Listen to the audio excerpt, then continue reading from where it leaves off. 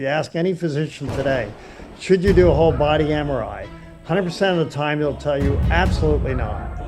Yeah, they don't want you to find the so-called incidental finding, the nodules. Do not eat for 3 hours before bed. Eating before bed is almost guaranteed to wake you up in the middle of the night. That there were two accelerated bursts of aging at 44 and 60. Can you explain a little bit about that study? Hi, this is Bill Pinus, and I'm very excited to have Dr. Michael Snyder. Dr. Snyder received his PhD training at California Institute of Technology, and he carried out his postdoctoral training at Stanford University. He's a leader in the field of functional genomics and proteomics, and he's also one of the major participants of the ENCODE project.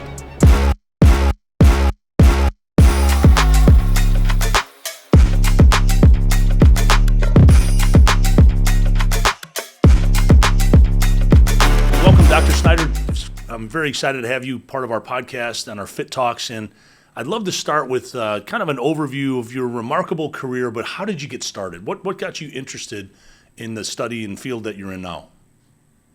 Well, I guess if you go way back, our claim to fame is we started studying things at a systems level. So people used to study biological problems, kind of one gene or one protein at a time.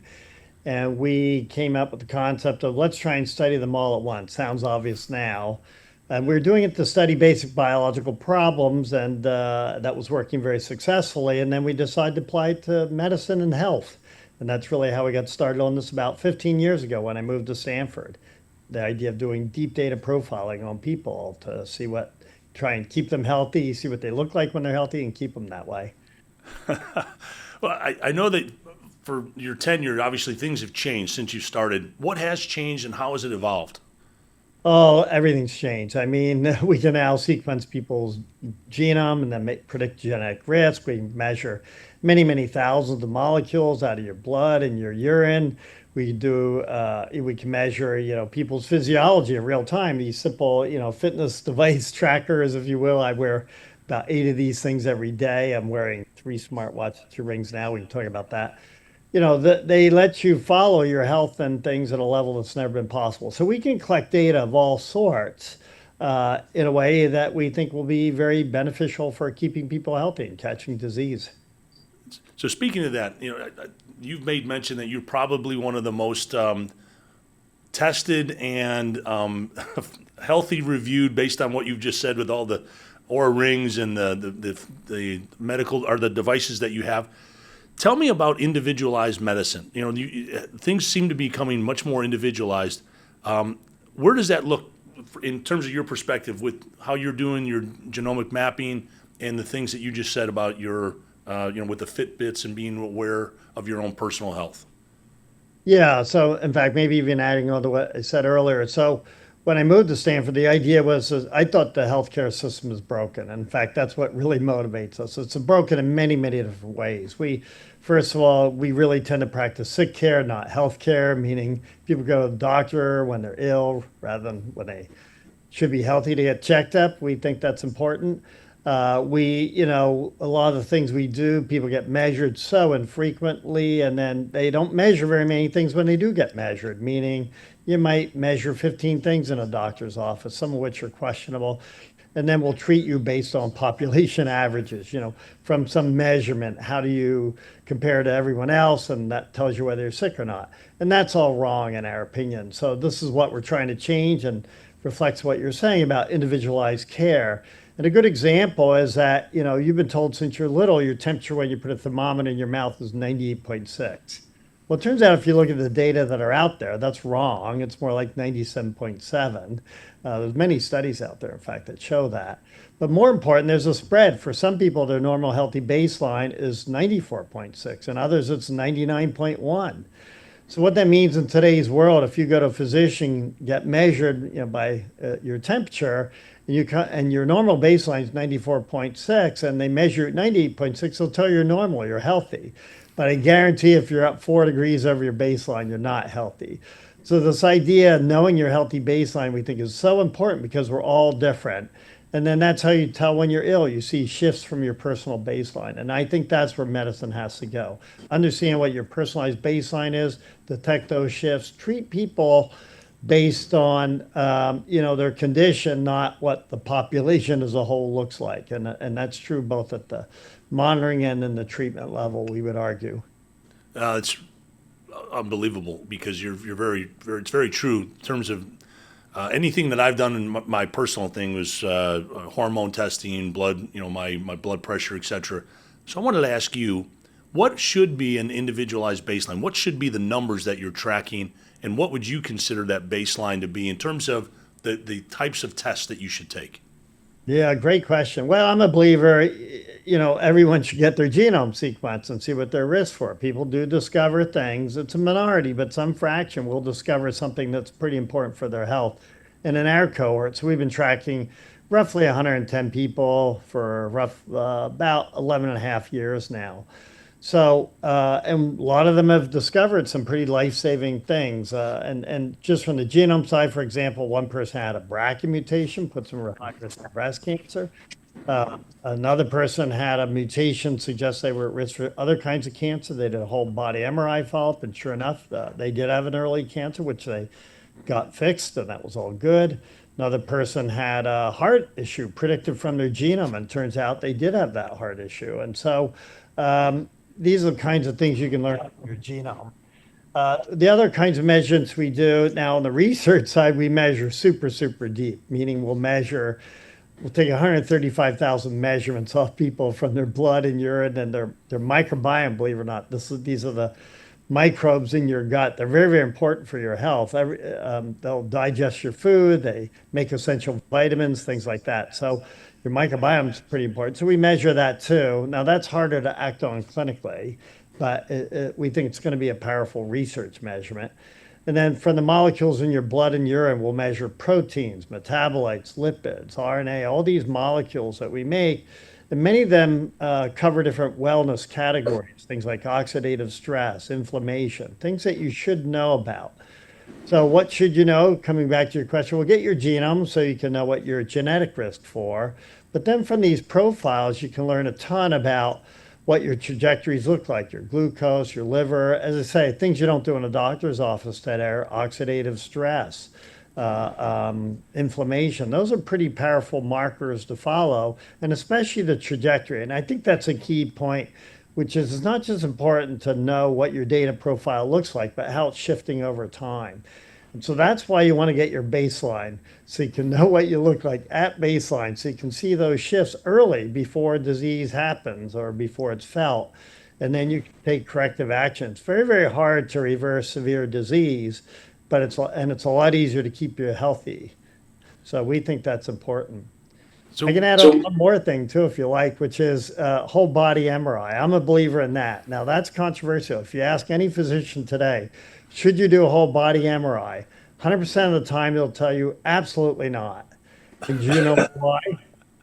it's funny you say that because we do a lot of work with Vitality and John Hancock, and a lot of it is this early detection testing, and we just started a program with Pronovo, which is a full body MRI scan to see what's going on in your body and all the other things in terms of your nervous system and bone densities, etc.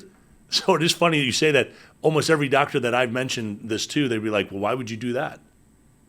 Yeah, they don't want you to find the so-called incidental finding, the nodules. And the thing is, everybody has them. I have 9. I've had 19 whole body MRIs over the last 8 years. Wow. I have 9 nodules. And if you ask me, should you do whole body MRI? Of course, I say yes. And the issue isn't do you have nodules? The issue is do you have any growing nodules? And the way you know that is through these longitudinal profiles. And so we think this is really, really important. And imagine if you were to get cancer. If you get cancer, they will treat it, and then they'll do a follow-up whole body MRI, or at least part of your body. And they will find those nodules. And what the problem is, if they do that and they see those nodules, they won't know if they were there to begin with or if your cancer metastasized. There's no way to know. So they'll have to treat them. And that's happened to a friend of mine. It was just, it was really unfortunate because he had a cancer on his spine, They operated, then they did the follow-up a month later and found three more nodules. And they had no idea, again, if they were there to begin with or if his cancer metastasized. So they actually had no choice but to, in that case, they irradiated them. And so, again, we think it's so important to know your baseline, whether it's imaging, all these other molecular measurements I've been mentioning. It's just very, very powerful information.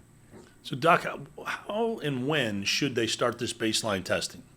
What age and things of that sort? Yeah, I think you want to know your baseline. Now, I don't think we know how often we really should be measuring people, right? We don't know. I myself get measured a ton. In a research study, we're measuring people every 3 months, but one could argue maybe every 6 months is enough. To some extent, it depends on what you're at risk for and what your trajectories look like. Meaning, if you start seeing things go off, get those things measured more often. Now, some tests are very, very easy. Wearing a smartwatch. I don't know if you're wearing one right now. I sure am. There you are. So they're measuring you 24/7. Super powerful. You may or may not know. We can tell you when you're getting COVID in advance of symptoms, 80% of the time, because your heart rate jumps up, and we have a whole detection test built around us. So it's an alerting system. So these are powerful devices because they follow you 24/7. So in that case, it's continuous monitoring. We do metabolic profiling. I have a company that does that called IOLO, and they will basically, you do, I know what this sounds like, but it does work. You take little drops of blood from your shoulder, you mail it in, and we measure 600 metabolites, and that will give you a metabolomics profile that measures 20 wellness categories. Heart, oxidative stress, inflammation, kidney function, all these things are all these markers that can show you what's going on. They can even measure your biological age, and we can come back to that. But so the point is that one is very, very simple test, not that expensive, and so you can do it fairly frequently. And we could see shifts going off. And people who do that test, I'm sure you've done it yourself, when you get tested, you take action and you improve your markers. And in that case, 95% of people improve their markers after their first visit because they get very actionable information. That's very good. And speaking of actionable information, you had made, and I'm going to make sure I get it right, that there were two accelerated bursts of aging at 44 and 60. Can you explain a little bit about that study, what those bursts are, and what does that mean to people like you and me? Yeah, so we track people over time, as I mentioned, this group of people, and we follow them, and most things don't change much, but you can see markers that are shifting in people. And it turns out we had a study in about 2020 where we saw that people's markers were changing and everybody was changing differently, meaning for some people, their cardio biochemical pathway was changing. They were cardiac agers, if you will. For other people, it's metabolic agers. For others, kidney, and so on. For others, immune. So we call these agetypes. People have very, very specific aging patterns, and it's highly actionable information, meaning if you're a metabolic ager, you might see that certain key markers like glucose and hemoglobin A1C are shifting, and you can take action and improve those markers. And I'm not saying you get younger, but I do think you can improve your health markers in any case, which we think is valuable. And so as we were doing the study and seeing, that people are aging differently, we just asked a basic question. Everybody thinks of aging, and well, you gradually get older and older. We said, well, maybe there's times where there are more changes than others. So we looked for what we call nonlinear aging. Are there times when things are shifting? And a lot of our molecules age in a nonlinear fashion, but there were two big bursts. There was one in the 40s, as you mentioned, another in the 60s.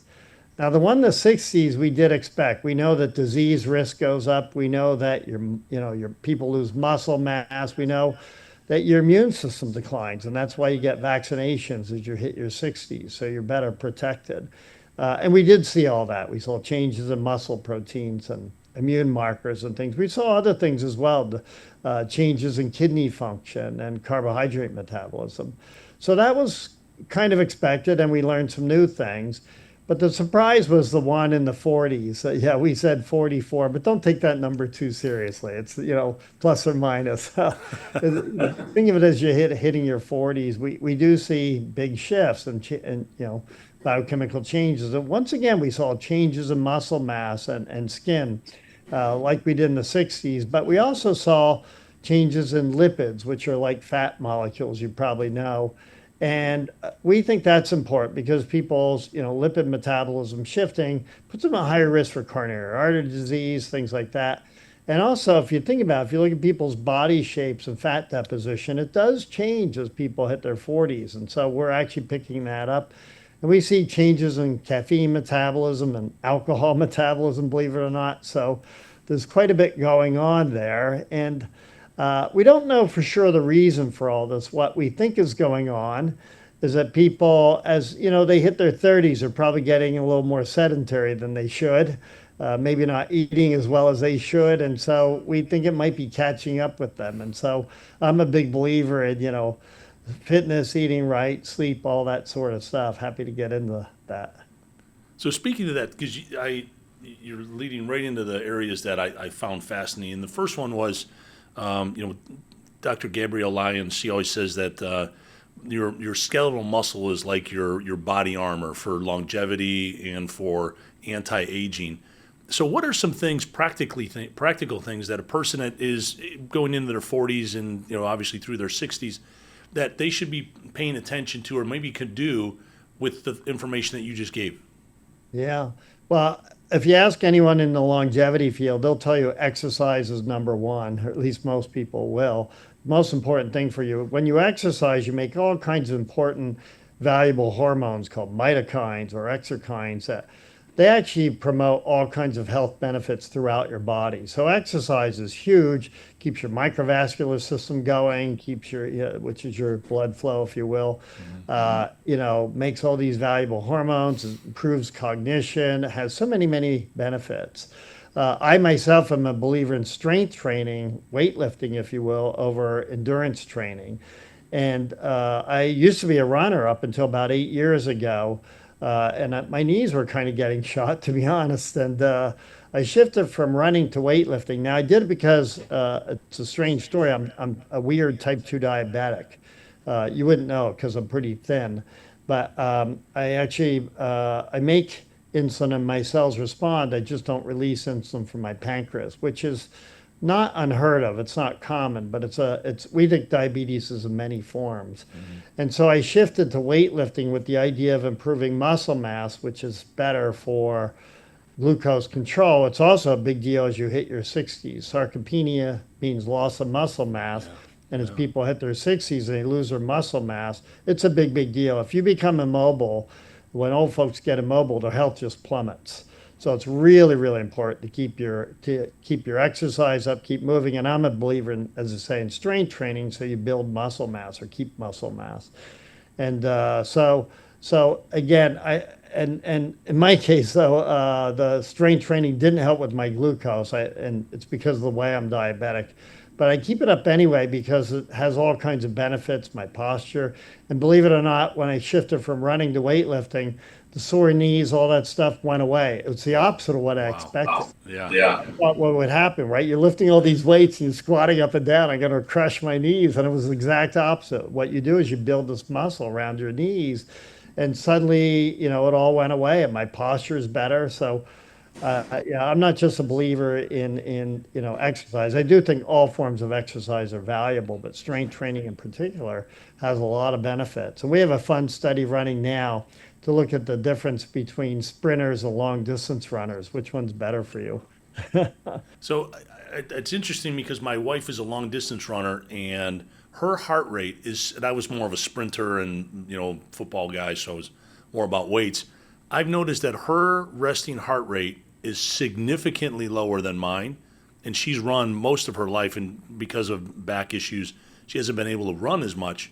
But it's interesting. It sounds like her heart moves blood through her body much differently because of that long distance running than a person like me. Has your studies been showing something like that? Well, we haven't pushed that as much. Generally, a lower heart rate is better for you. but we haven't really pushed what you're saying as much. So the answer is it's not an area we have expertise in. I will say that marathon runners, extreme runners, do not live longer than the average person. So whereas people who exercise do live longer. So Yeah. overly pushing yourself to the extreme may not, like triathlons and people and such, may be overdoing it. But definitely people who exercise live longer. And if you look at people who live in the blue zones, so blue zones are areas in the world where there's an overpopulation of centenarians. People live to be 100 or more. And they're scattered throughout the planet. There's some in the Mediterranean, one in France, one in Japan, various areas. And if you ask what do they have in common, it turns out they have several things. One is they're always active. The people are moving a lot. The form of activity can vary, but they're definitely active. They generally have a pretty decent diet, meaning, not too much on the processed foods and less on that. And they also have a good social network, believe it or not. So socialization is very, very important for longevity. So those are the three. My own guess is they sleep pretty well too. That I haven't seen picked up on, but I think those are the four of the key ingredients. There are probably more, but four basic ones that are super valuable for you. No, that's great advice, and I'm very familiar with what you were talking about with the blue zones because it's quite amazing, quite honestly. I wanted to come back to one of your part of your studies, and you made a comment that said your genomes are about 60% of your longevity and health equation, and 40% is your personal choices. And you just mentioned four. Oh, let me shift that a little bit. It's actually only 16% of your genome accounts for your lifespan. Okay. Got it. Most of it is actually lifestyle and environmental exposures. So yes, your genome's important, but it's only 16%. Now, when people live to be 100 or more, it's thought it's better, meaning it's 60% is thought to be due to your genome. So for those who are centenarians, yes, that number is, you need a good genome. But just to live for a lifespan in general, the other parts, environment and exposure activity is much more important. Interesting. Thank you for correcting me because I heard the 60/40, but that's for centenarians. Yep, that's correct. Yeah. Got it. Got it. I find it interesting, and I'd like to go back to this baseline medical testing thing for a second.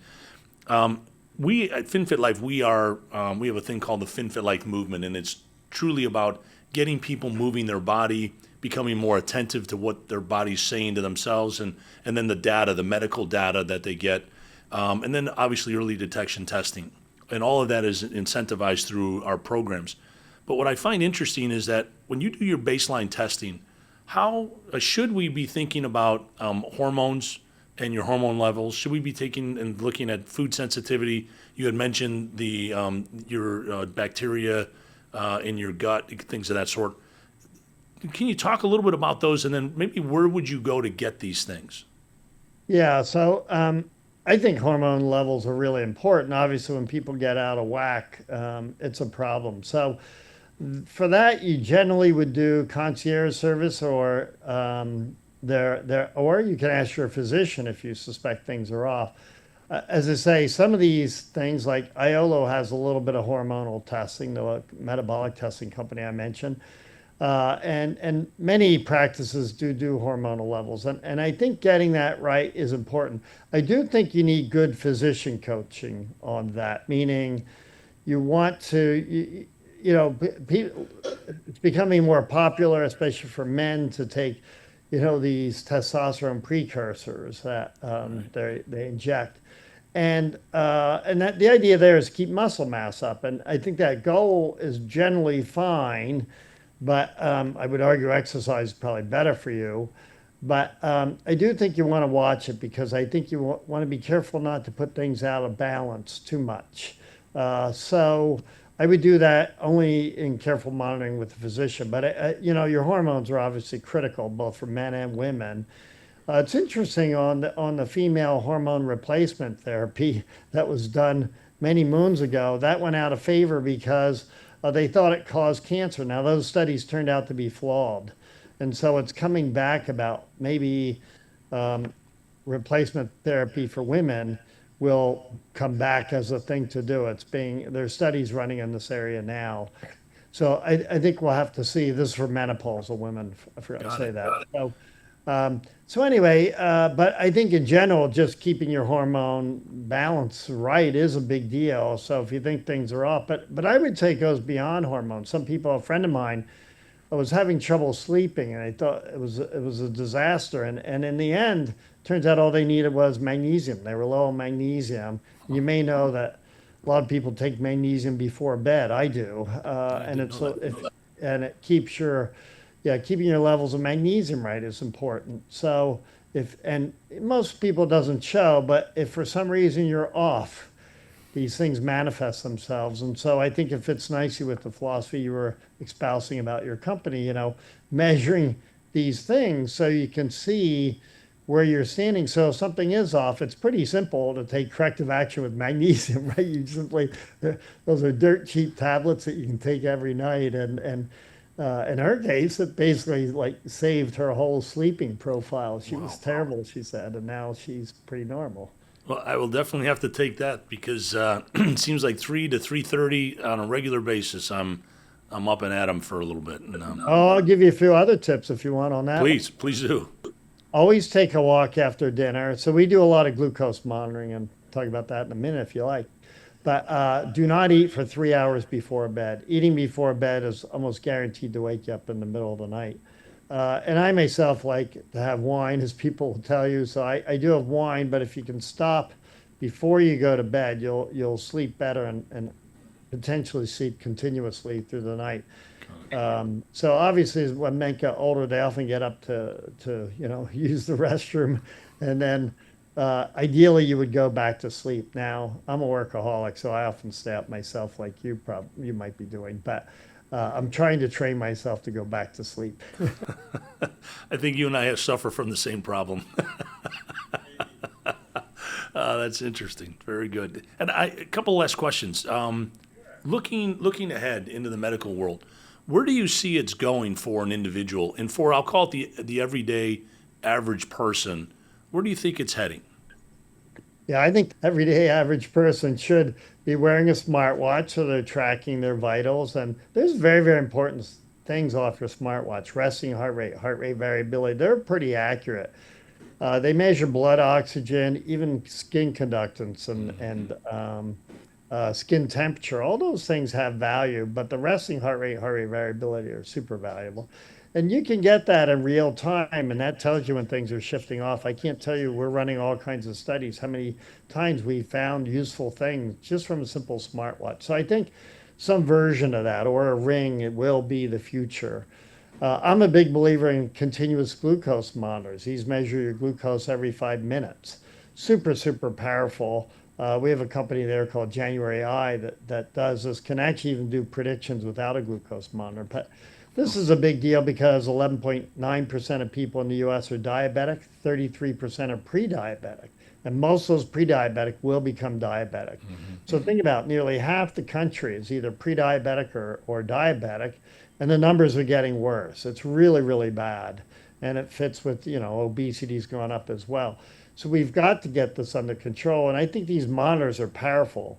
And what it comes back to this individualized medicine. Everybody reacts to food differently, meaning some people's glucose will spike to potatoes, others to pasta, some to white bread, some to brown bread, some to bananas. We're all different. And our microbiome, I mentioned before, is partly responsible for that, not entirely. And so if you wear these glucose monitors, very quickly you'll see what spikes you and what doesn't. And then you take corrective action. And I'll tell you, anybody who wears a glucose monitor never eats the same again. I mean that in a good way. You'll avoid those things that spike you through the roof and eat those that you like that don't do that. And we think this is super powerful and should push off, getting diabetes. I hope for at least a few years and ideally forever, but Right. not guaranteed that. But you get the idea. These monitors are super powerful. I think everybody should wear them at least once a year because they're very, very eye-opening. In the duration that they should wear them, a day, a week, a month? Well, you wear them for about 2 weeks. So, meaning that's how long the patches last. You can now buy them over the counter. So you put them, on your shoulder and they'll measure your glucose. And so you'll see, you just look at your smartphone, you'll see what spikes you. Wow. And it'll teach you. Remember what I said about taking a walk after dinner? Yeah. That'll suppress your glucose spike. In fact, it's true for any meal. If you're going to eat something that spikes you, go do a walk. I now do a walk after lunch every day. In fact, I often talk to people on walks. So I'll do walk meetings, if you will, after lunch because if I don't, it makes me super sleepy. Sure. Because of these glucose spikes. But again, I'm type 2 diabetic, so I'm in a more severe case than most people, perhaps. But this is very, very powerful information. And it's very simple behavior modification, too. It's very, very easy. This idea that, gee, I'm going to eat that sandwich, we'll go do a walk after you do that and talk to somebody and get some fresh air in the process. Probably not all pretty good combination there. So. Right. Good advice. Very good advice. And I was just curious if maybe because we're a financial company that combines incentivizing healthy living into our financial products, have you ever looked at the impact on financial stability or financial impacts onto people's healths, or maybe even related to stress, or stress on a person's health? Yeah, great question. So I've read say other things will add in the future. I think getting your genome sequence, that'll be possible before you're born in the future. So getting your genome sequence and getting these measurements, like I say, this home measurement stuff where you mail in or get home sampling and then mailing them in, I think that should become part of the future. And then you do it like every month or every 3 months. The tests will become dirt cheap. I think people are getting whole body MRIs on the way, but to go grocery shopping. I think in my world that would be part of the future. How often that'll be, I'm not sure, but at least every 6 months because the scans will be 10, 15 minutes, not like they are now. So it'll be a lot more convenient. So I think this idea about frequent health monitoring will be super, super powerful. And then how it relates to the financial structure, yeah, I think this is a big deal. Stress definitely accelerates your health. You probably know all the pictures of the presidents, right? When they first come in, they look young, and within 4 or 8 years, they look pretty darn old because Right. it's a pretty stressful job. And we see it as well. People's heart rate jumps up. And in general, people are under high stress jobs. They have a higher biological age than their chronological age, meaning they're older than they should be, and there are ways of measuring that. And so I think it's important too get your stress under control. I may not be as good as I should be. I'm a type A type, I guess, but I do try to meditate a little more than I used to do it every day. I'm not being so good about it, but uh, uh, I saw someone say that they looked at someone who was very, very successful across all kinds of disciplines. I think it was Tim Ferriss, had interviewed 200 people across many, many different areas who were all highly successful in their field. And somebody said, well, what's the one thing they have in common? And he said they all had some form of meditation. Might have not have been meditation outright, but some sort of personal relaxation mode that was good for them. And so I think there is something to that. It affects your parasympathetic neurons and I think helps give you better balance. And so it's probably something we should all practice too. And I suspect that's where some of the socialization kicks in as well, Sure. helps you deal with stress and Yeah. interaction better. Yeah. So, last question is, what question should I have asked you, or that you would want somebody to ask you, like me? Yeah. Well, I think I often get asked what's holding us back. And the answer is one is education. People don't realize having smartwatches and things are valuable. But the other is the financial incentives are not aligned in the US anyway, meaning we don't pay to keep people healthy. The system, we practice sick care, as I said earlier. Right. And we really need to shift to healthcare. And that's what I like about what you're doing and all these other activities that are going on. We really need to keep people healthy and we need financial incentives for doing it because otherwise we just keep going to do sick care. Why I think you should get a discount in your health plan if you wear a smartwatch or get your genome sequence. I think these things, because they are beneficial. And so we need to somehow get that incentive. So it's out to everyone. So for the moment, we'll have concierge in these plans like yours and the things I run. People have to pay out of pocket. If nothing else, that'll show how useful it is, how valuable it is. Like the example you gave earlier, catching disease early is life saving. And I think as we can demonstrate that, get it more and more into the mainstream, hopefully it become popular everywhere and it becomes a fundamental thing of what we all do. And the ultimate goal, really, as you know, is to extend people's health span so their health span and the lifespan are the same. I'll add one more fact. Maybe I'm dumping too many out there. I'm not sure, but it depends how you measure. But your health span is 11 to 15 years shorter than your lifespan, meaning most people are living their last decade of their life unhealthy. Wow. We've got to change that, right? That's not a good state to be in.